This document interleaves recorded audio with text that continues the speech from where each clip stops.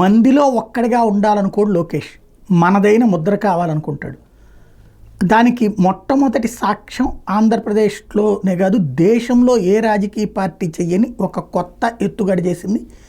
తన ఫాదర్కి, తన నాన్నకి ఒక కొత్త గౌరవాన్ని తెచ్చిపెట్టింది. ఏంటంటే అంతకుముందు అందరికీ ఈ సభ్యత్వాలకు సంబంధించినటువంటి పుస్తకాల కట్టలీయడం, వాళ్ళేమో ఎవడు పడితే వాళ్ళ పేరు తెలిసిన వాళ్ళ పేర్లను రాసేసి వాళ్ళ జేబులోంచి డబ్బులు పెట్టేసేసి వీళ్ళందరూ సభ్యులని చెప్పేసి రాసి ఇచ్చేయడం జరిగేది.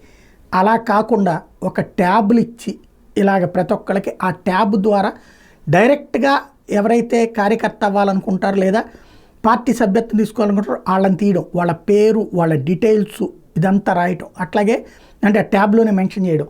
దాంతోపాటుగా వాళ్ళకి డిజిటల్ కార్డ్స్ ఇవ్వటం, దాంతోపాటుగా అంటే స్మార్ట్ కార్డ్స్, దాంతోపాటుగా ఆ కార్డు ఉన్నటువంటి వాళ్ళకి కొన్ని రకాలైన బెనిఫిట్స్ ఇవ్వడం. ఇది తనదైన ముద్ర వేశారు పార్టీ మీద. అట్లాగే ఇప్పుడు ప్రభుత్వంలో తనదైన ముద్ర వేయబోతున్నారు.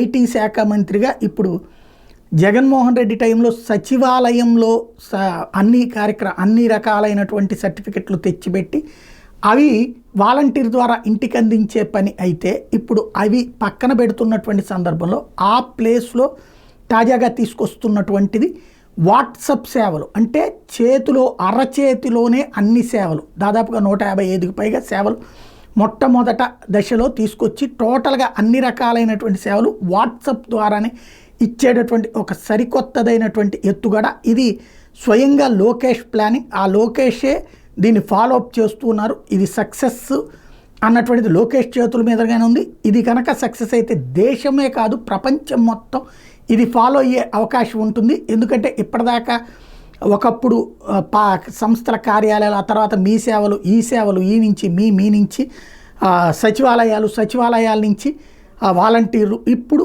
వాట్సాప్ ద్వారా మనమే వితిన్ సెకండ్స్ తీసుకునేటటువంటి ఒక సరికొత్త కాన్సెప్ట్ ఆర్టిఫిషియల్ ఇంటెలిజెన్స్తో లింకప్ చేసి చేయడం అన్నటువంటిది అద్భుతమైనటువంటి పని. ఇది సక్సెస్ కావాలని కోరుకుందాం. అది లోకేష్కే కాదు రాష్ట్రానికే ప్రయోజనం, దేశంలో ప్రపంచంలో అందరికీ ఆదర్శనీయం అవుతుంది.